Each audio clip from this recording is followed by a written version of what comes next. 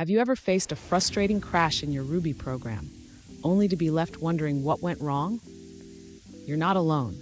Today, we're going to tackle how to get Ruby to print a full backtrace that includes the arguments passed to functions.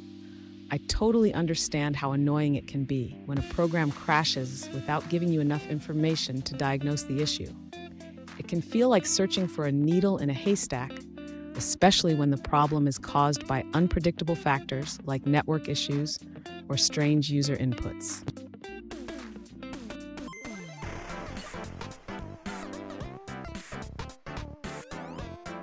Here's the specific question we're addressing today. How can you get Ruby to show what was passed to a function in the backtrace when an error occurs? This is especially useful when the crash is caused by unexpected inputs, like the infamous magic string. To understand this better, let's look at a simple Ruby program.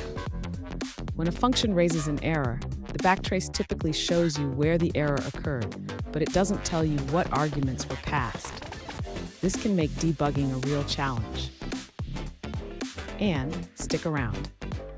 By the end of this video, you'll know exactly how to modify your Ruby code to include those crucial arguments in the backtrace, making your debugging process much smoother. To begin addressing the user's question, we need to modify the existing function to capture the arguments passed to it. This can be done by using a technique that involves overriding the method to include argument information in the backtrace. Next, the user should implement a custom error handling mechanism. This will allow us to catch exceptions and print the arguments alongside the error message when a crash occurs.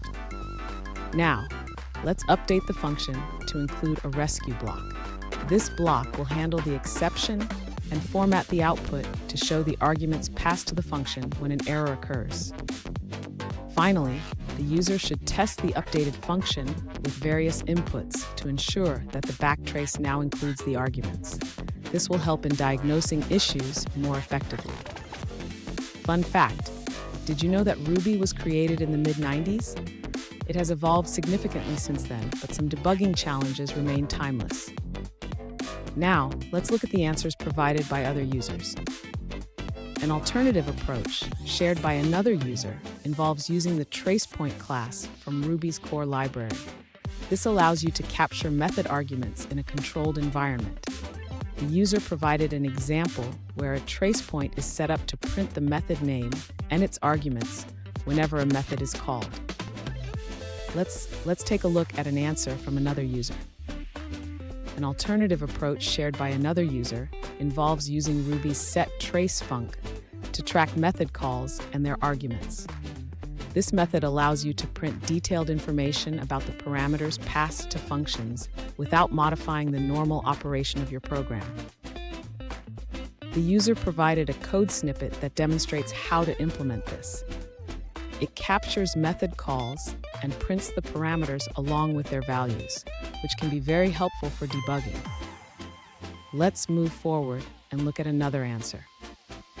An alternative approach shared by another user involves creating a custom class called Backtrace. This class uses Ruby's setTraceFunc to capture method calls along with their argument values. It zips the original stack trace with the entry sites to provide a detailed backtrace when an exception occurs. When an exception is raised, the backtrace class prints a detailed backtrace that includes the method names and their arguments.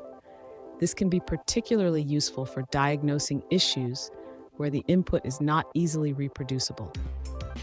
Let's move forward and look at another answer. An alternative solution provided by another user involves using a tracing function. They suggest setting a maximum stack size and creating a tracer that checks for function calls. If the stack size exceeds the limit, it raises a probable stack overflow error. Here's a pro tip. Always test your error handling with various inputs to ensure your backtrace provides the information you need. This can save you a lot of time in the long run. And there you have it. Now you can get Ruby to print a full backtrace with the arguments included. Remember, effective debugging is key to smoother programming. If you found this video helpful, don't forget to subscribe for more tips.